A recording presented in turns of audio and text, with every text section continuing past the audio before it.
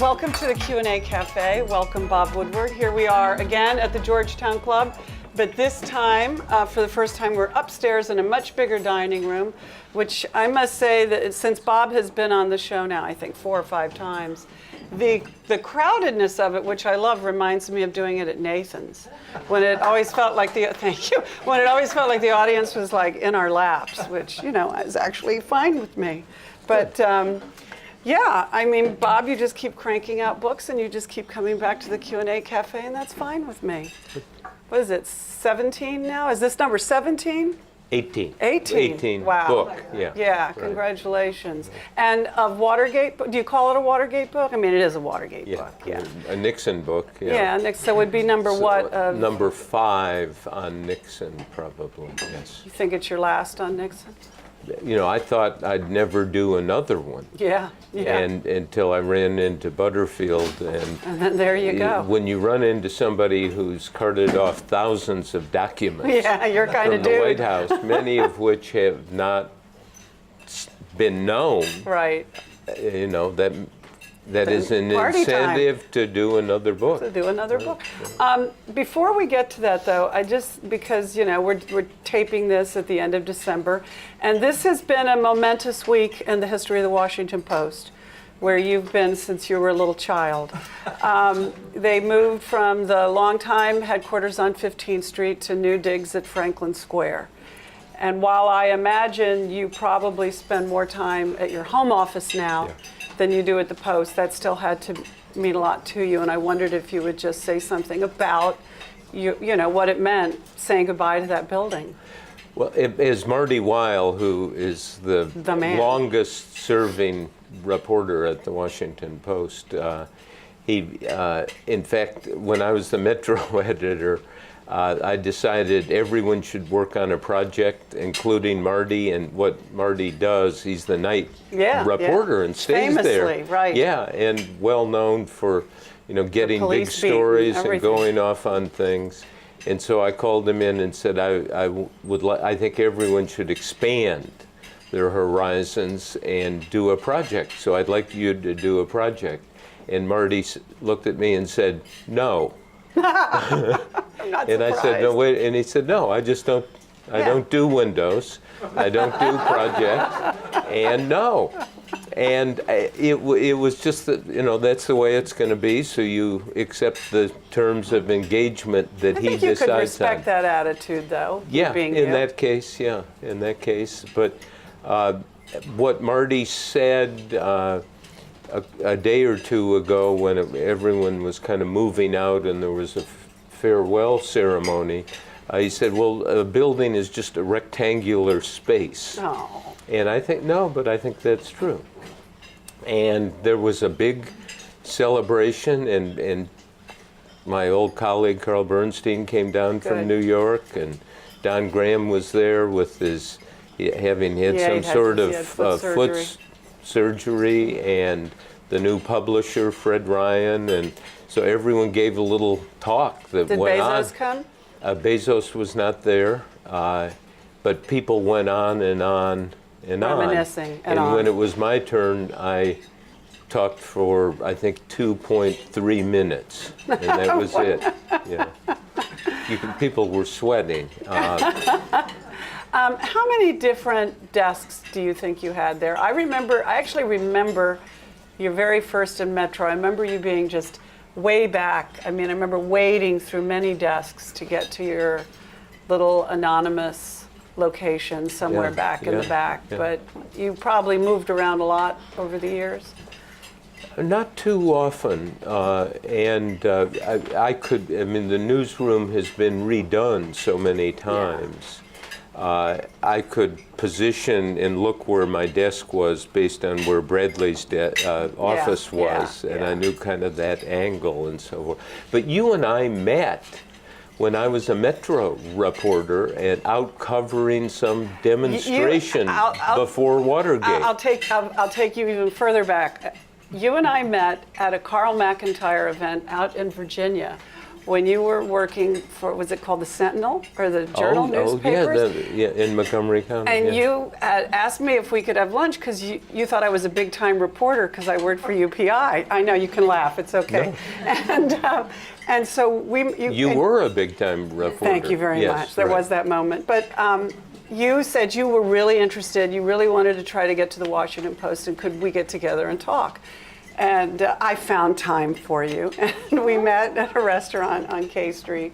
And you told me you got hired by the Post. I mean, it was like, it was done. And then we did cover it, and I was thinking about this. It was a demonstration, I think. Throwing blood on the White House gates. And or was it at the Lincoln Memorial? It was. They did all of this, but it was. I thought of that with the recent, spate. It's not really spate, but it's been happening a lot. People jumping over the White House gates.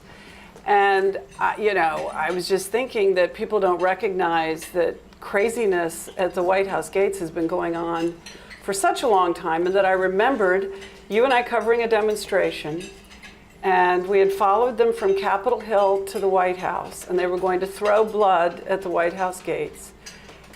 And this is where Bob ended up being the bigger time reporter.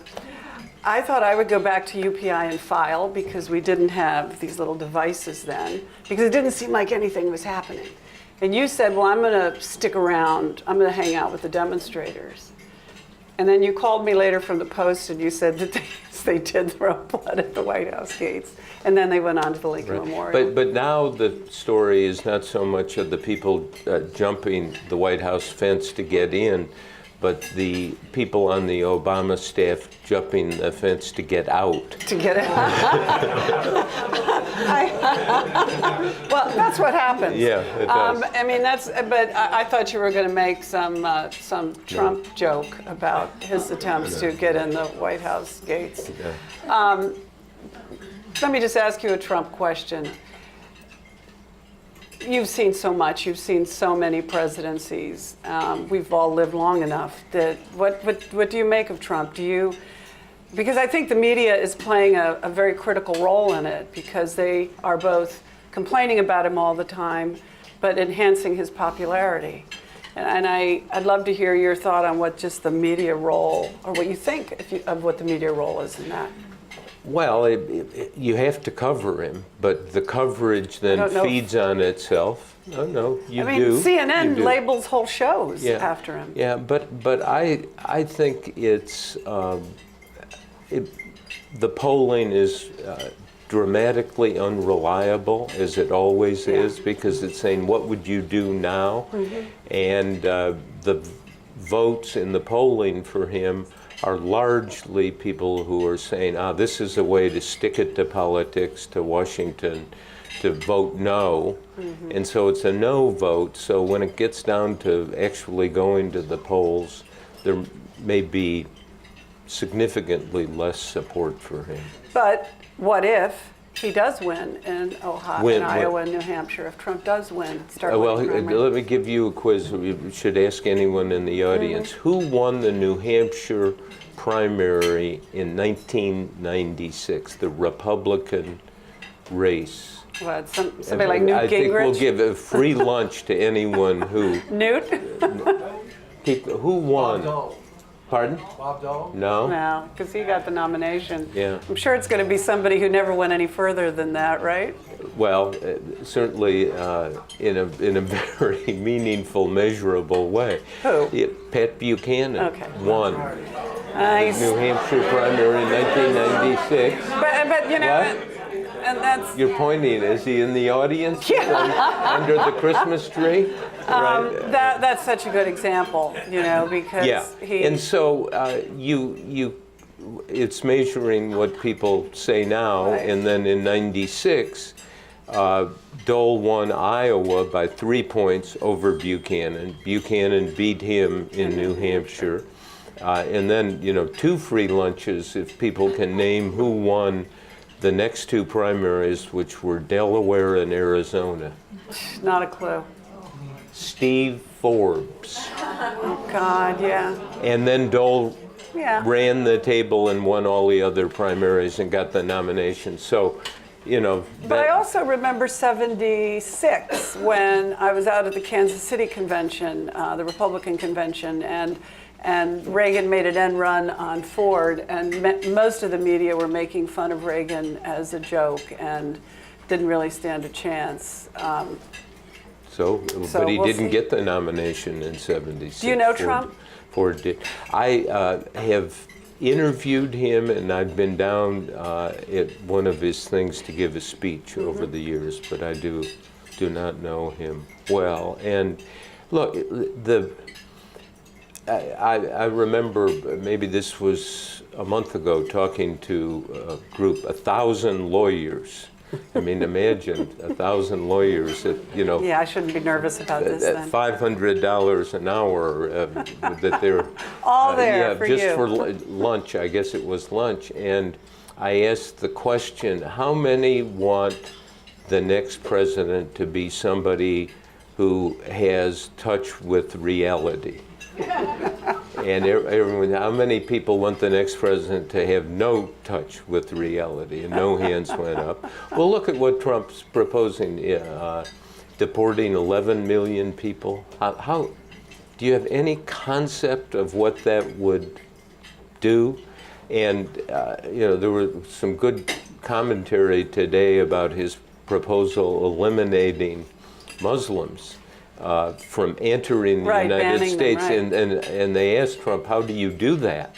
And he said, well, you just ask him, are you a Muslim? And it's been pointed out. His policies have such a special simplicity, don't they? Well, it does. And a jihadist who's is not going to say, oh, by the way, I'm.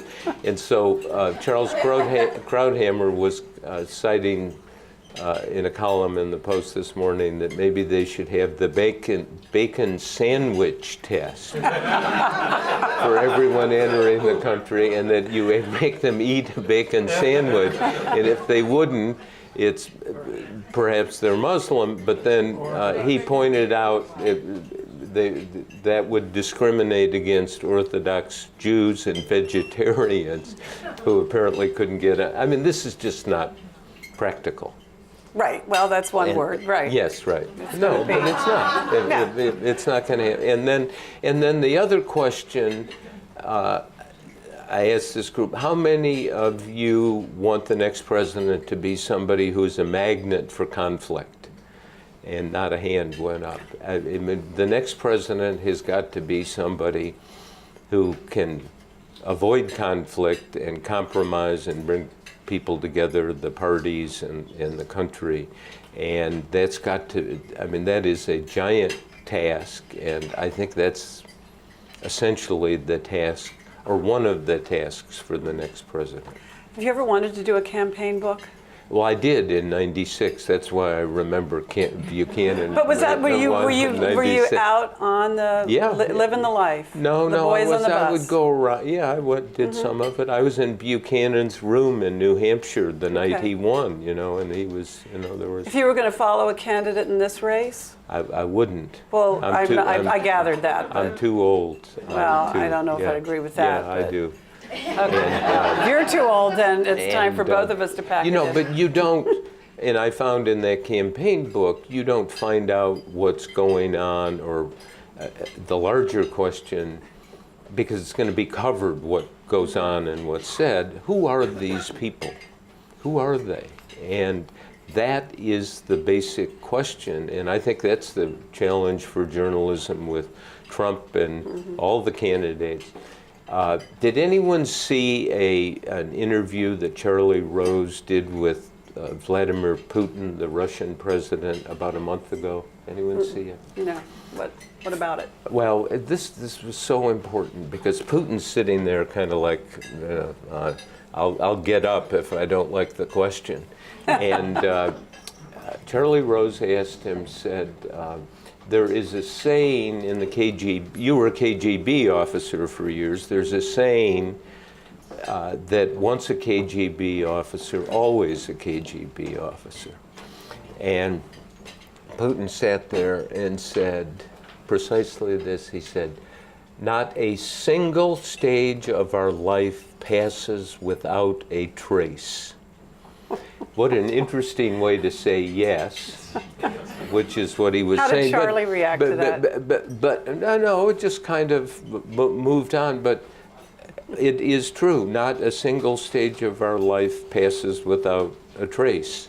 And that's true of Trump and Hillary and all the other candidates. And the job of journalists is, in my view, to do an in-depth profile, biographical profile of who these people are. The concept or construct of the campaign book has changed so much since Teddy White. You know, you can't. That kind of book is irrelevant now because we know so much of it. And I think no, but we don't. See, that's the problem. That we think we know, but we don't, and we haven't gone deep enough. And this pertains to Nixon in this book.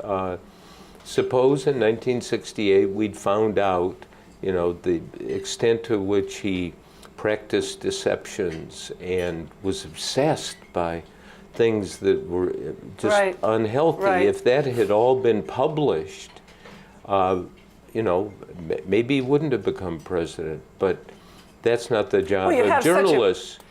It's to describe, and if people like it, fine. If they don't like it, and so you've got to do the full, you know, every trace, trace. I mean, Putin is right, and I guess what I mean is he must have magnificent PR people. Whoever gave him that line. Certainly like to see a profile of not one a of single them. stage of our life passes without a trace. I mean, well, you know, what I want to do with your book is I actually want to go backward. I want to start at the end of it because there was a phrase at the end of it that really got my attention, and it was spoken by Butterfield, and that is when he says we should tell people what the book is. We are going. Yes. No, okay. what the book is. So because I'm going completely backward. I don't know. The book is The Last of the President's Men. Yes. Right. Good, thank you. You're a good producer. Right. The Last of the President's Men. It is by Bob, and it's about Alexander Butterfield. And we'll get into detail about who he was. And he was the Nixon aide who was brought in from the outside almost by accident, had an office right next to the Oval Office, was the first to see Nixon in the morning, last to see him at night. And he's the one who disclosed Nixon's greatest secret, which was the taping system. Right. And so this is kind of the experiences he had, and then there's a 30-page section on how and why he decided to disclose the taping system, which he'd pledged to Nixon he would not disclose. And Nixon wrote in his memoirs years later, he said he was convinced it would never be revealed, that the secret would never get out. And the psychodynamics of Butterfield making that decision is, you know, why do people do things? That's what ultimately we're trying to do as journalists. Why do people? What's the motivation? Yeah, what's the motivation? What are they trying to achieve? And it's magnificently complex in. Well, back to the ending. Back to the ending. Okay, sorry. He mentions at the very ending. I find it a very melancholy ending, and but because of where he is now and how his life turned out, but. He said that sometimes if he's in a restaurant in New York and he signs a credit card check, somebody might recognize his name. But by and large, it's water what, you know? And I wondered if that's been your experience too, or if you are so identified with Watergate that people always know what it's about if they're going to talk to you. What? I mean, is it fading into a area of history where if you're not taught about it, you don't know about it? Yeah, but it was so unique, and Nixon resigned, and no one else has resigned, and the nature and the quantity of the Nixon tapes let us see something that we never even imagined seeing. Exactly what do presidents and their top aides say and do, and what drives them. And one lawyer went through a lot of the tapes and documents and said you could indict Nixon for over 100 specific crimes that he orders and were committed. I mean, the level of criminality, the indifference to the law. Yeah. So your question is, you know, it's one of those hinges of history. Well, because I'm just wondering what your personal experience is, because, you know, do they say water what? Yeah, well, just, I mean, Yeah. you're much better known than Alexander Butterfield, but are people, is it just becoming buried in the great wash of history where people don't, you know, I read this book, I know all the names, I know all the players, but I wonder if that's less and less as we go on. Well, I try to describe the players in here. Sure. I mean, young people, I go talk with young people in high school or college, and once some kid raised his hands and said, you've been a reporter for a long time. I said, yes, I have. And he said, what was Calvin Coolidge like? He was kidding you, right? That was before my time. In the broad scale of Watergate, the revelation of the tapes was how key? Was it the most key event? Yeah, because it provided, if you go to that summer of 1973, when all the Watergate hearings were on, I mean, it was one of those things where, I mean, it was not just a political moment, it was a cultural moment, because all the networks ran it live. They reran them at night. Yeah, I remember at the time I was working for Cronkite at CBS, and I remember that morning, and we came to work, and we were just told to get on the shuttle to New York, because we would be doing the show or the shuttle to Washington, that we would be doing the show, because they were called bombshells, and they were happening all the time. But this was the biggest bombshell. It was, but before that, Nixon's counsel, John Dean, testified with a fabulous memory, saying Nixon was in charge of the cover-up and knew all of this. Nixon denied that, and so the question was, is it who's telling the truth? And the polling at the time, you know, which I think was a legitimate, because that's not how you're going to vote in 5 months, but what do you think now? And the polling showed that most people believe Nixon, not John Dean. Remember the era of the silent majority? Sure. And John Dean, was John Dean's most famous revelation that he told Nixon that there was a cancer on the presidency? Yes, and then if you now look at the tapes, as people have pointed out, John Dean was not telling Nixon anything he didn't know. The tapes all before that show that Nixon was the cancer on the presidency. And Dean didn't know he was being recorded. No, he did not know. At one point he suspected, but you see, I mean, John Ehrlichman, very close Nixon aide, domestic advisor, didn't know about the tapes. Haldeman, the chief of staff, who Butterfield worked much more closely with. And Kissinger didn't know. I mean, Kissinger didn't know. And of course, you know, this is, what's on the tapes about Kissinger is just more unflattering portrayals. Stunning. Because, I mean, a year before Watergate, he's in the Oval Office, Kissinger, Haldeman, Nixon, and Nixon wants to get a Vietnam bombing report from the Johnson presidency that supposedly there's a copy in the Brookings Institution.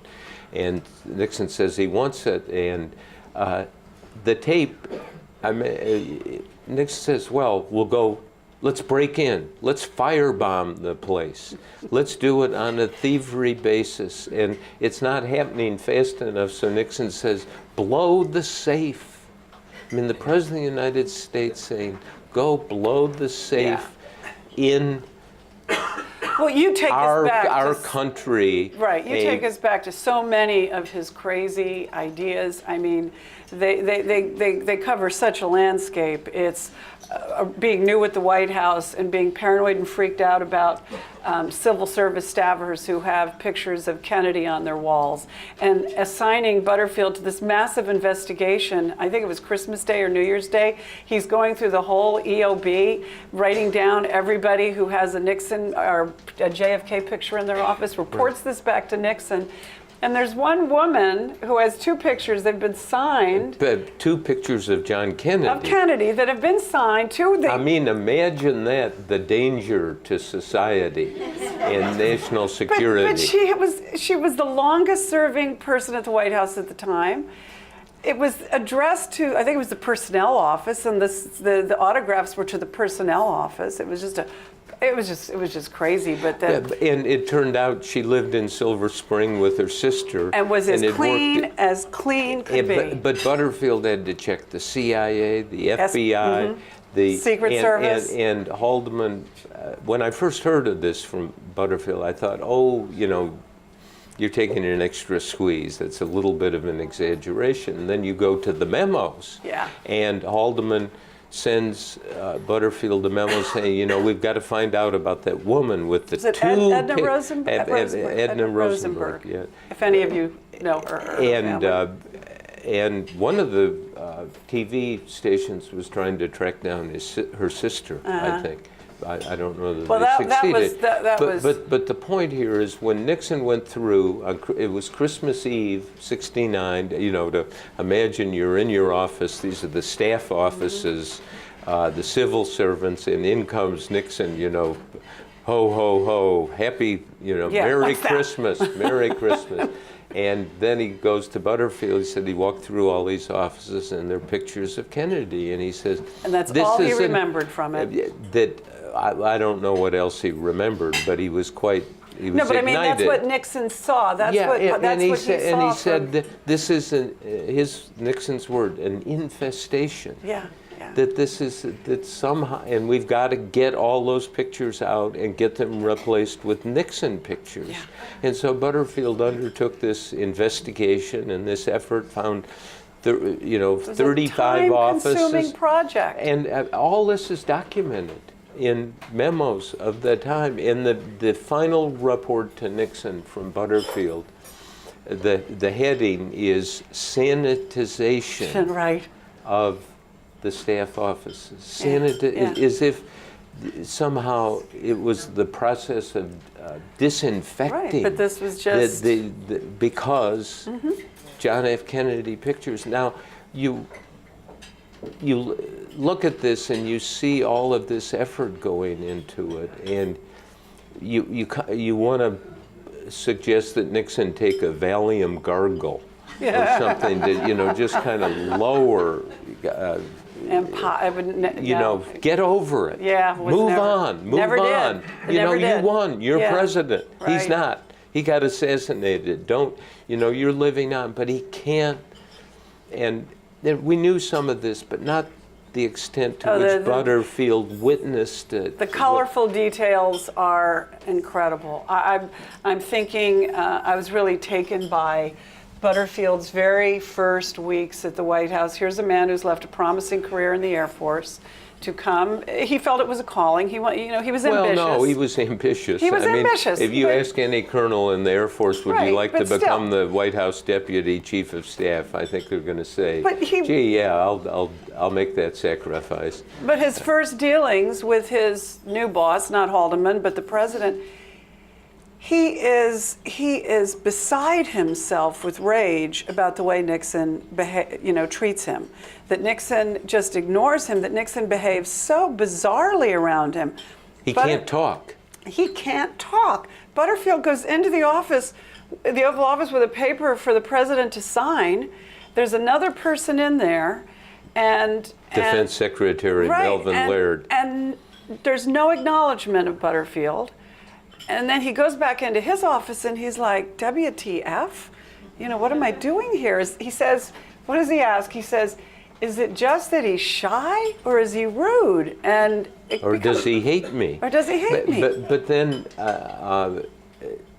Butterfield went in, interrupted the meeting between Nixon Mel Laird, and this is the middle of the Vietnam War, and because he was told by Bryce Harlow, who was the legislative liaison and a revered figure in the Republican Party, this is important. The president needs to know about something involving the Virgin Islands. Right. And so Butterfield comes in, excuse me, Mr. President, about the Virgin Islands. And Nixon goes, the Virgin Islands? And then he says to Laird, said, Mel, do you give a good about the Virgin Islands? And Laird, of course, is eating this up and, kind of, who's this idiot aide who came in to bring this in? And Butterfield realizes it was stupid of him to do it. But Nixon is so rude and condescending toward him. But Butterfield says in all of his years in the Air Force, he'd never been treated like that by anyone. It was just not decent. Yeah, unnecessarily abusive and that word you use in describing what he thought of the president's relationship with Mrs. Nixon, that it seemed like borderline abusive. Yeah. I thought there were some incredibly interesting revelations about that. You have these stories about how Nixon wouldn't even go home in the evening. He would get done with work in the Oval Office, and then he'd go to his other office in the EOB, where he'd have his butler, his loyal manservant, serve him dinner, Manolo, and he'd stay in his chair. He might not go back to the White House till 10:30 at night. They lived completely separate lives, I gather. But Nixon's in this office, and he gets in, and he keeps his jacket on.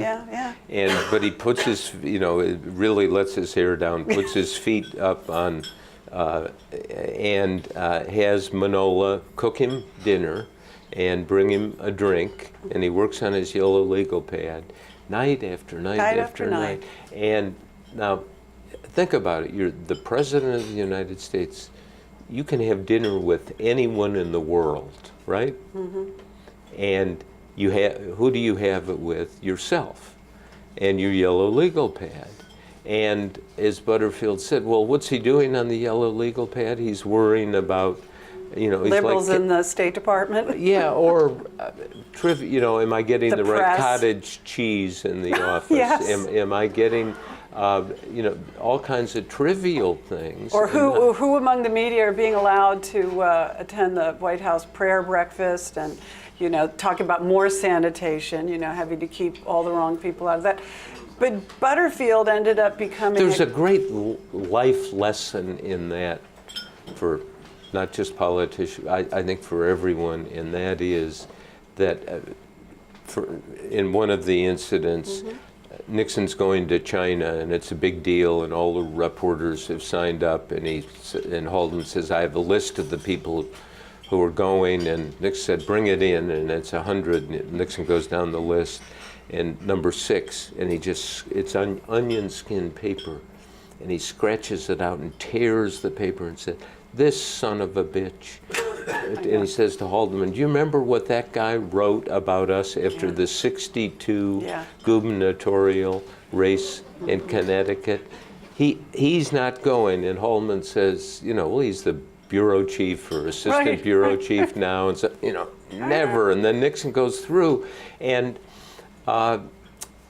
life lesson, move on. Move on. Move on. Well, he never did. Somebody in fact, last night, at a very high place in the government, right now, I was asking about some controversy, and he said, it's time for this agency to move on.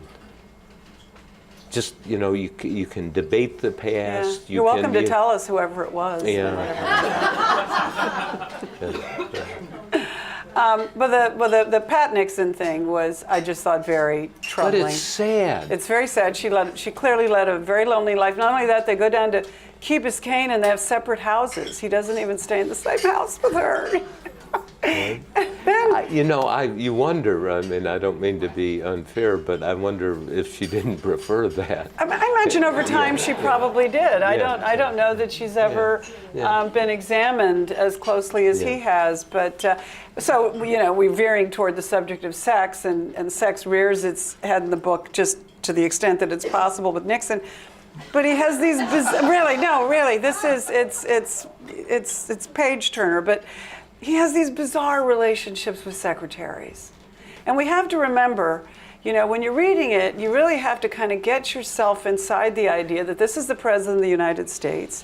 He's probably 20 to 30 years older than these women. They're young women. Some of them may be having their first jobs. They're working at the White House. They're secretaries, which is what people were called back then in those positions. Yeah. A very menial position. There's a real chain of command. And you've got this guy being, you know, coming on to you, maybe, maybe not. In one case, yes, you know, I mean, clearly coming on to. And this was all through Butterfield's recollections that Bob writes about it. Yeah, but like one of the secretaries still alive, and I called her, and she said, "Why are you bringing that up? You know, why?" But she didn't deny it, right? No, not. Was this the one whose hand he put on her? No, that was put his hand on her knee? The other one, and the one he started just patting her knee on the helicopter. It'd be like if I was sitting here right now, yeah, and I had BB Rebozo on and one if side I had a of me, mini skirt on like she did, you know, and Butterfield sitting next to Rebozo, Nixon's best friend. They're just kind of, you know, what's going on? And Nixon can't stop. He doesn't take his hand away. And it's not. It's such a. In what Butterfield said about this is, he said, you know, it wasn't.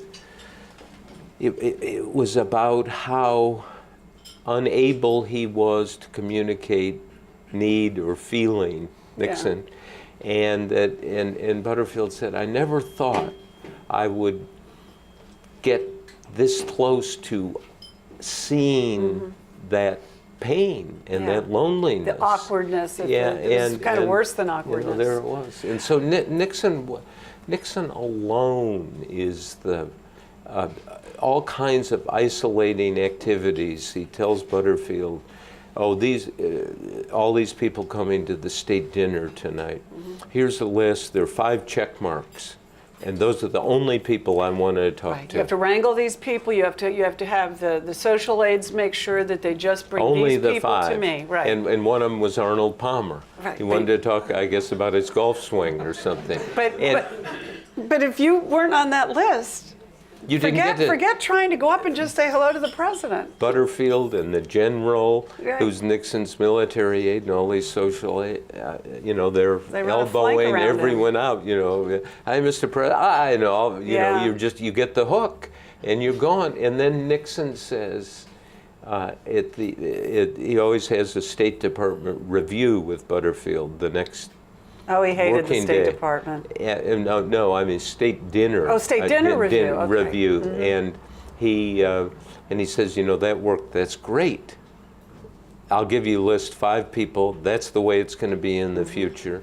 and then this completely antisocial evening was perfect. Right. I saw 5 people. I sat next to 2 at a state dinner. At a state dinner, and which is to bring countries together anyway. So then Nixon says, maybe Pat would like to do the same thing. So Butterfield goes to Pat Nixon and said, you know, the president has a list of 5 he wants to see, and that's it. And would you like to do the same? And she said, what? Yeah, she thought it was and he describes it again. She said, yeah, you can't be serious. Yeah, she thought it was. And he said, well, that's what he wants to know. And she said, no. And she said, Alex, I like to meet everyone. The ego games he played with Henry Kissinger, too, are fascinating. You know, it's as if he never really trusted him. But on the other hand, Kissinger probably couldn't be trusted, but he pulls these little stunts that you go into about always managing to show up after the president at certain events, you know, coming in, making it seem like he's just left the sit room, that whatever he's doing is far more important than anything else that's going on, just, you know, wild and crazy ego games between the 2 of them. Yeah. And what is interesting in terms of, we always ask what's authentic in this. And in these boxes that Butterfield carted out of the White House are a lot of his own notes. Yeah. And they're on yellow legal paper, yellowed further because it's been 40 plus years, are his handwritten notes. about Butterfields. Butterfield's, saying Nixon calls him in and says, you've got to get Kissinger in line. He's always late. We had to call him 3 times to come to a certain meeting, and they had to call him 7 times to get him to come to a meeting.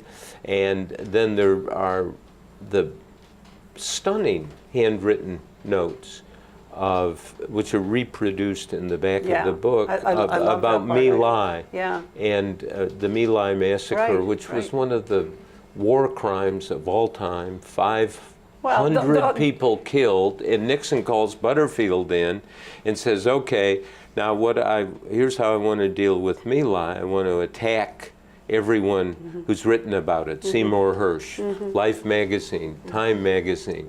The guy who blew the whistle on it, get a tail on him. I want him tailed.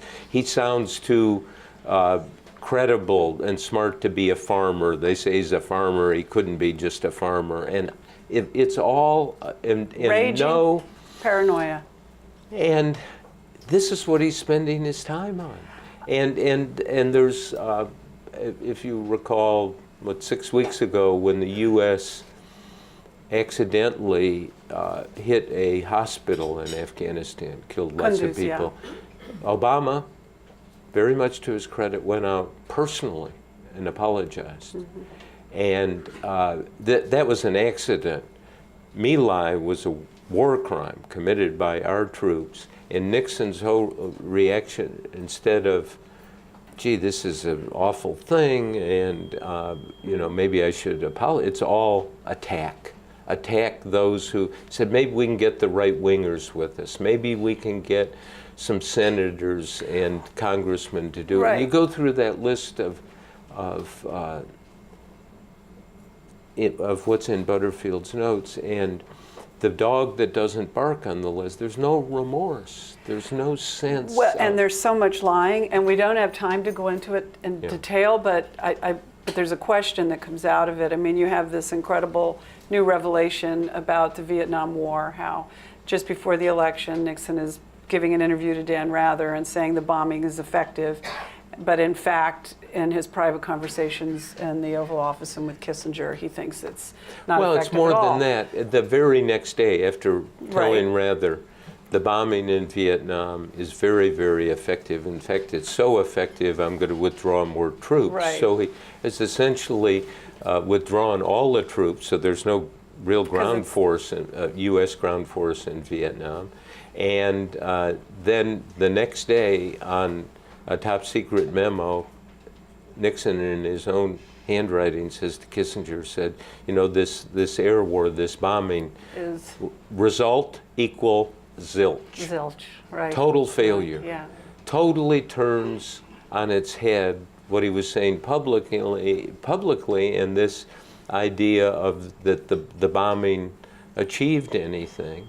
And then you piece, as you said, piece together the tapes and other documents, and you see, essentially, this is the other side of Watergate. Watergate is to use a series of criminal actions, spying and espionage, to make sure the Democrats nominate a weak candidate so Nixon could win. And the other side is Nixon managing the Vietnam War, intensifying the bombing, because it was so popular. And Kissinger and Nixon talk about the Harris poll, 2-1, 2.5-1 in favor of the bombing, and then there's more bombing. Right. And having spent decades on Nixon, I never saw a clue of this. And this is, I was in the Navy in the late 60s, and I think the unwritten contract between everyone in the U.S. military and the commander-in-chief, the president, is you do your job, I'll do my job, and an expectation that you're not going to do any of it, particularly for the commander-in-chief, for political gain.